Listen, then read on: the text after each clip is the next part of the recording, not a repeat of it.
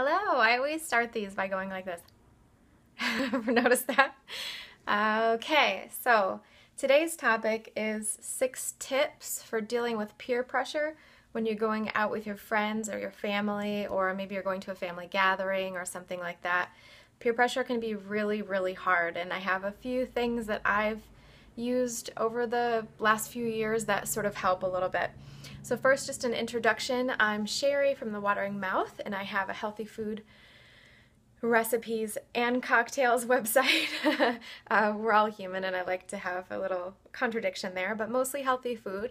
My website here is here, thewateringmouth.com.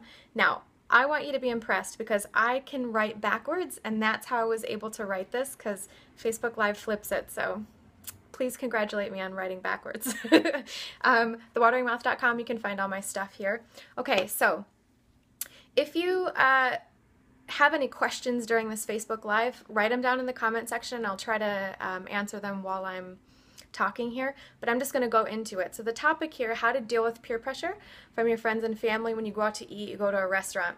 So I want to set this up with a quote by Jim Rohn, who's a motivational speaker, and he says that we are the average of the 5 people that we spend the most time with. I find that to be super, super true. I think it's a huge thing to think about. It's not just about your weight. It's not just about your health. It's about everything. It's about how successful you are, how you deal with stress, and of course then the other things like weight and stuff like that. It's very, very important to surround yourself with people that are constantly making you better. If you're wondering, I just scratch myself.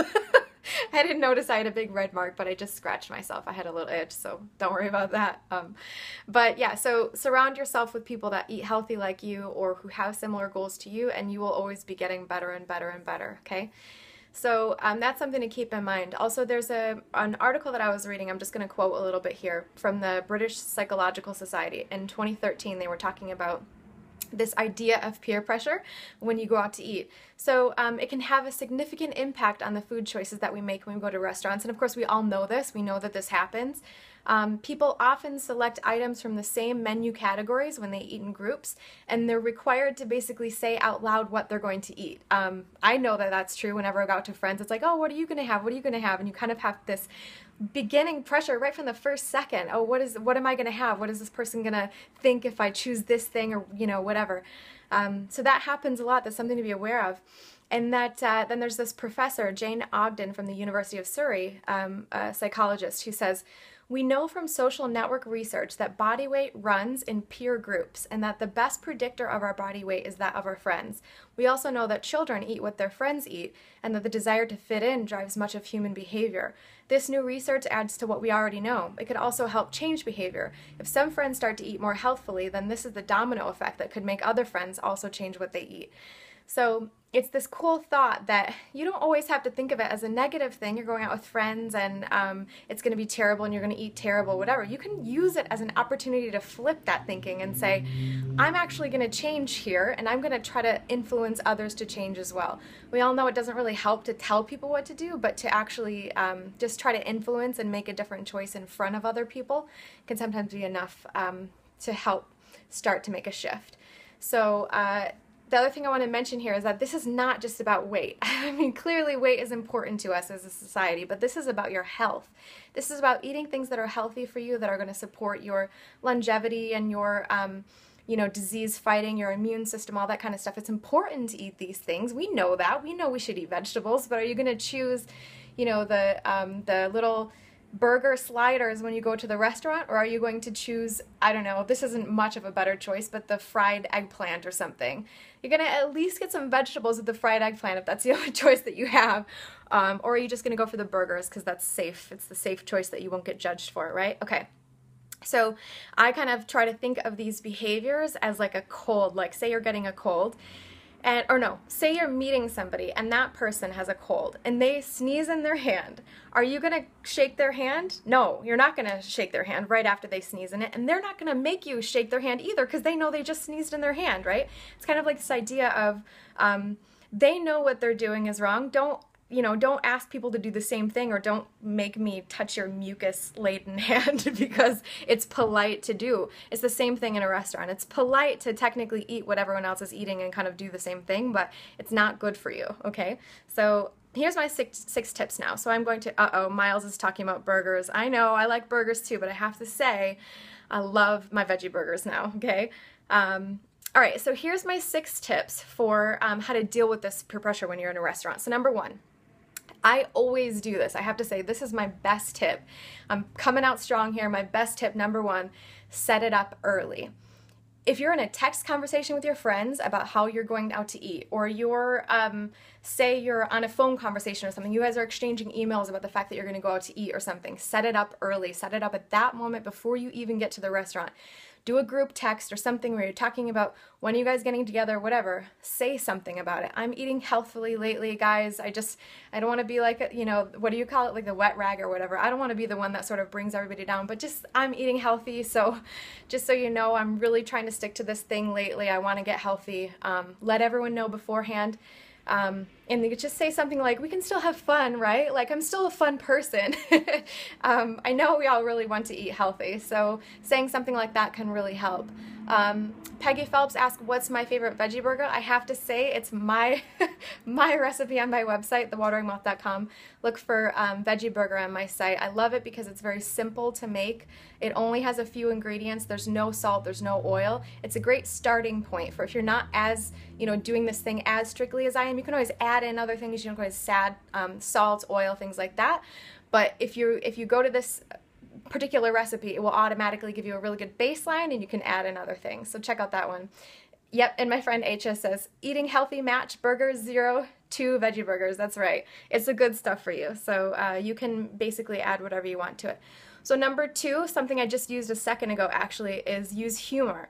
I've found, and I usually do this a lot with a lot of things, I use humor, or I just use really self-deprecating humor too. Like, I sort of make fun of myself for other people. It kind of takes that uncomfortable feeling out of it.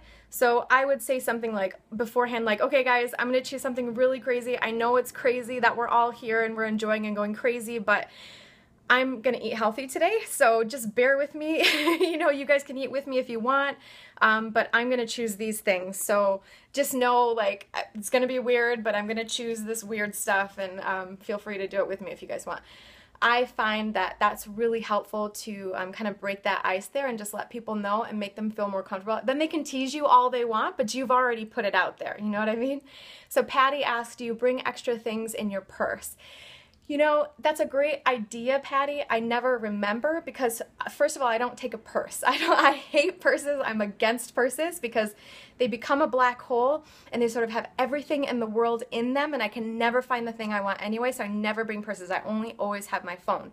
But it's a good idea to bring some things like, for instance, if you really need dressing with your salads, it's a really great idea to bring your own homemade dressing to a restaurant with you. So that way, I have found that no matter what restaurant you go to, you can always find salad and some vegetables or something. You can get them to make it without oil, without salt. And if you have your own dressing, you can make a massive, massive portion of that and put your own dressing on. That's going to look a little bit weird the first time you do it. Maybe you want to do something a little less hardcore the first time if you have friends that eat very traditional American diet, but it's a good idea, so I like that. You could even bring like a lemon or something, or an avocado that you could add to your salad as well. It would be weird, but you could set it up beforehand, like I said, or make a joke about yourself. That would really work. Okay, so number 3 is when you get the question, are you on a diet? Right? I get that question all the time, and it makes me so crazy because I'm like, why? Just because I'm eating healthy does it mean I'm on a diet? Like, what are you thinking? Diet like Slim Fast? Or like you're thinking like I'm just going to have a piece of iceberg lettuce and be happy? No. It's none of their business, first of all, but what I just say is, no, actually, I just feel so much better when I eat this way. What is someone going to say to you after you say that? What are they going to say? If you say you're on a diet, they're going to be like, oh, why? You don't need to lose weight, or whatever it is. They can just keep going. But if you say, no, I just feel really good when I eat like this, what are they going to say to you? I love that one. It works really well. Just shut it down. Don't let them start to ask a bunch of questions about you. Oh, Peggy says that she carries Dr. Furman's mini bottles of vinegar. That is so smart. I didn't know there were mini bottles, and you could make your own little mini bottle too. That's perfect for salad dressing kind of a thing. Great idea, Peggy.